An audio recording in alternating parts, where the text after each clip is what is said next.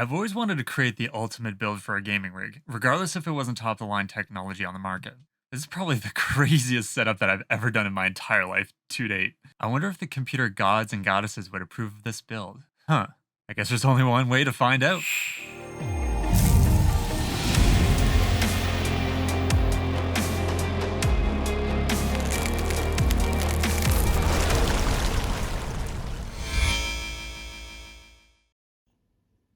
Hello everyone, welcome to my new build series. I'm your host Frosty Coffee 1HD, and today we will be building my new computer.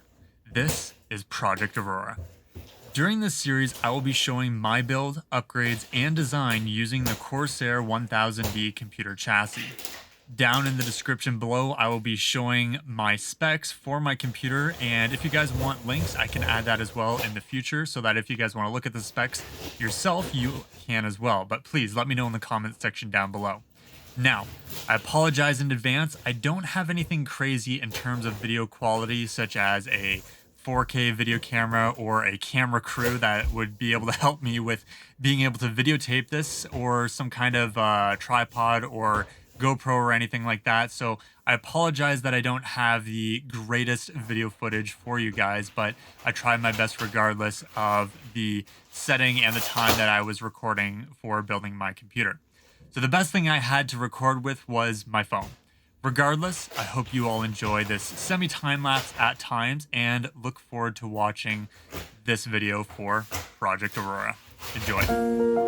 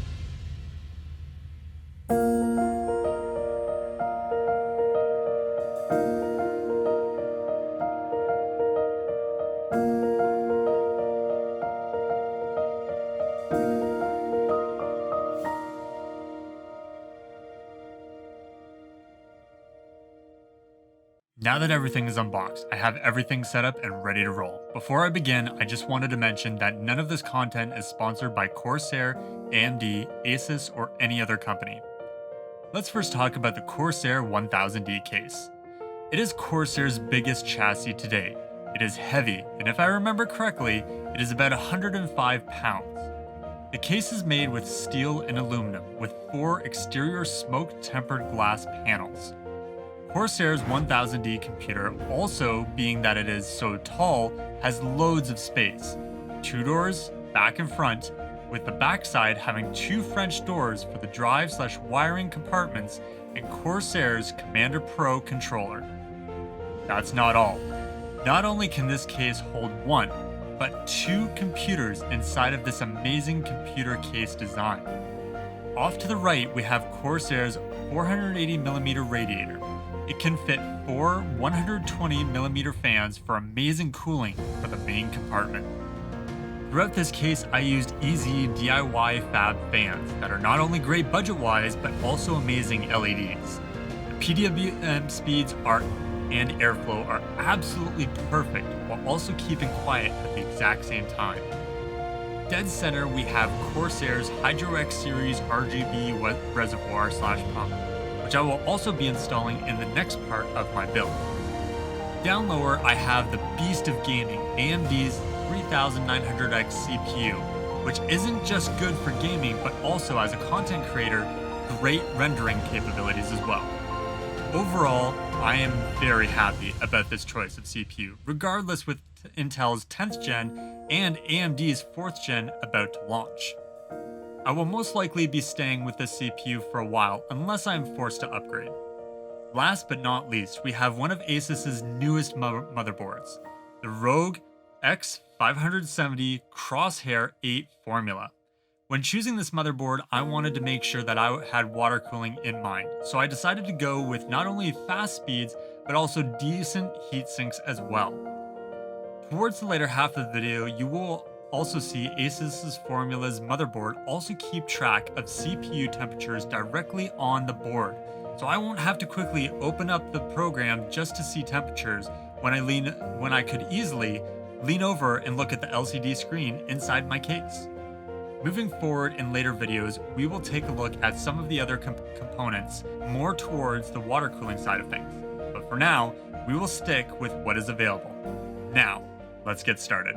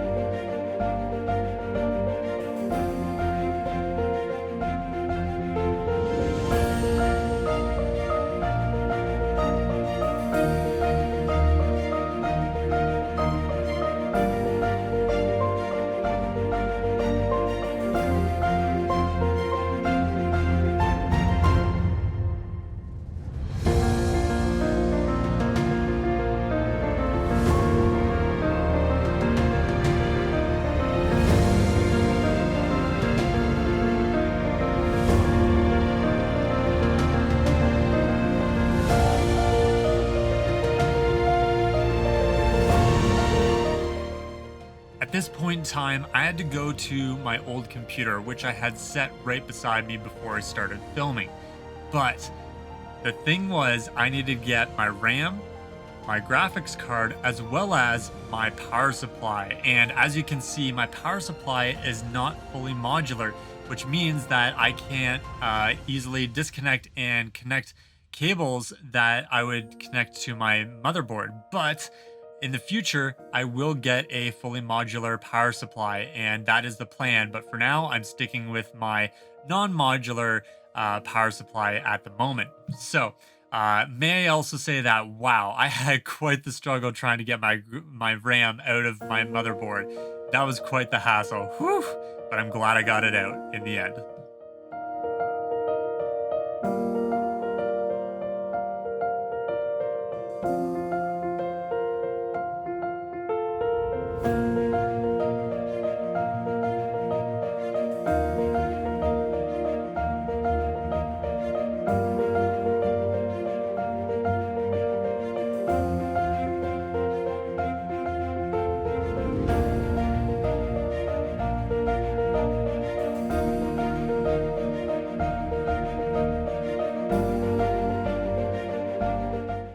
Now, one of the main things that I decided to upgrade was because of things like this. There is a bit of a burn mark on my RAM stick, which is not good for cooling.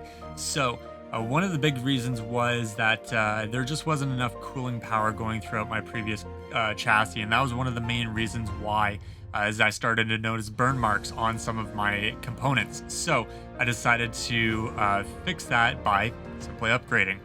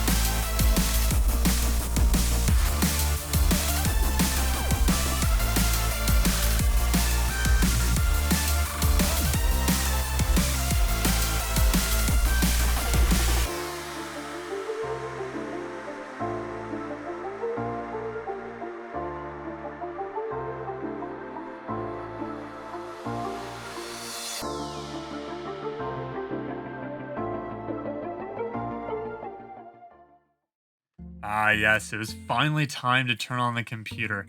And yes, there may have been some things that you guys may have missed. I had to cut out due to time constraints. I didn't really want to make this video super long, so I decided to cut down on some of the things in the video. So regardless, we're here at the end. I was ready to turn on the computer. Everything was hooked up and ready to go.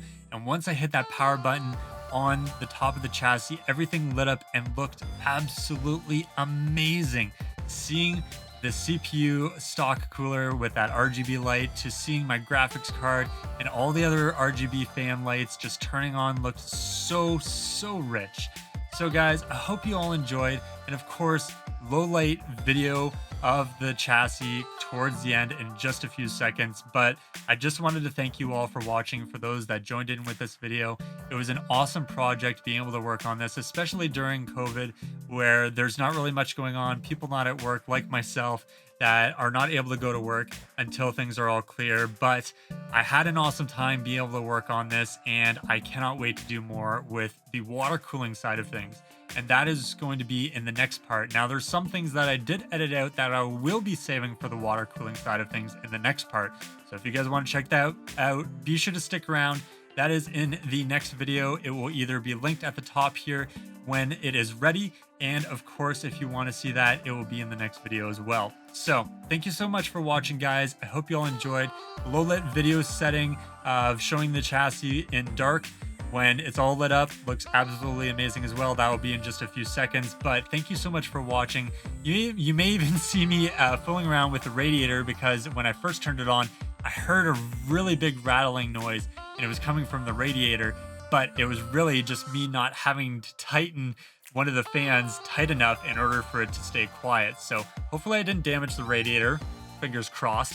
But going forward is hopefully not going to leak on me when I do the water cooling side of things. So hope you all enjoyed seeing this video, and I still apologize for not having the greatest video footage, considering I don't really have a camera to really use. But I hope you all enjoyed regardless, and I hope you all look forward to seeing my next video when I actually do the water cooling side of things. It's going to be so much fun, and I can't wait for you guys to see it.